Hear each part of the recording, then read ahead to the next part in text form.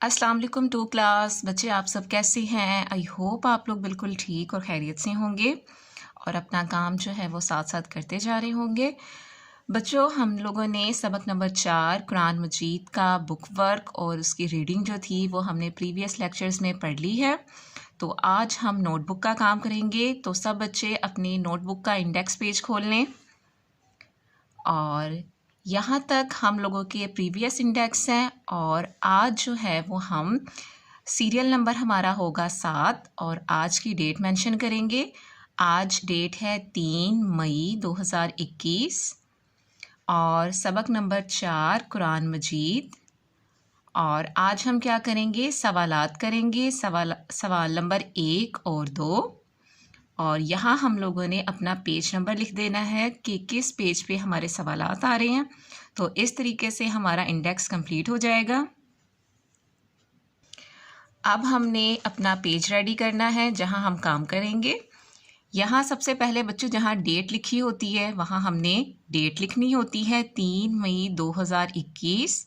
Centre में हमने जमात का काम और यहाँ डे पर जो दिन होता है वो हमने लिख लेना होता है। ठीक है, तो उसके बाद यहाँ हमने जैसे इंडेक्स लिखा सबक नंबर 4 कुरान मजीद, वो हमने हेडिंग दे देनी है और यहाँ सवालात के जवाबात दें। अब पहला सवाल क्या लिखा हुआ है? कुरान मजीद किस महीने में नाजिल हुआ?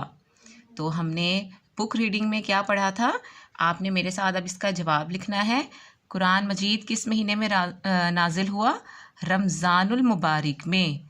रे मीम स्वाद अलिफ ज़ा रमज़ा नून रमज़ानुल अलिफ लाम मीम अलिफ मीम बे अलिफ बा रे काफ रमज़ानुल मुबारक मीम ये नून हुन्ना।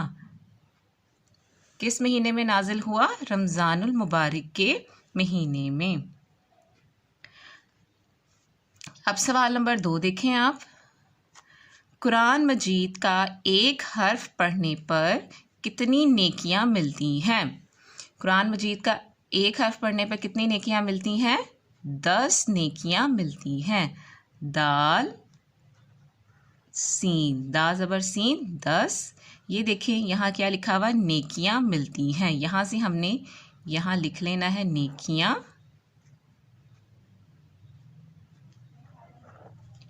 मिलती हैं।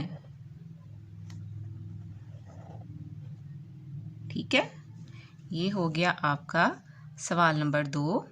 इस तरह से आपने दोनों सवाल अपनी नोटबुक पे लिख लेने हैं। ठीक है बच्चों, आज का काम सिर्फ इतना ही था।